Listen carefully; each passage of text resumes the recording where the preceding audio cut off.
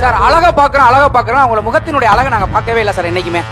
குடும்பம் நடத்தக்கூடிய லட்சணமா அழகா இருந்தா அது மட்டும் தான் பாக்குறோம். குடும்பம் நடத்தக்கூடிய அழகால லட்சணங்கள் என்ன சொல்லுங்க? காலையில எந்திரிக்கணும், கோலம் போடணும், காஃபி வைக்கணும், சமைக்கணும், முதல்ல சமைக்கணும். இதுதான் சார் அழகு. இதுக்கு என்ன சொல்றீங்க சார்? இதுக்காக சார் இவ்வளோ MBA MSc எல்லாம் படிக்க வச்சுட்டு கை நிறைய சம்பளம் வாங்க வச்சுட்டு என் குழந்தைங்கள அவருக்கு காப்பி போட்டு கொடுக்கறதுக்காக சார் நாங்க இவ்வளோ பவுன் நகையம் போட்டு கல்யாணம் பண்ணி அனுப்புறோம். ஏன் அவரால் எழுந்து காப்பி போட்டு எங்க பொண்ணுங்களுக்கு கொடுக்க முடியாதுங்களா?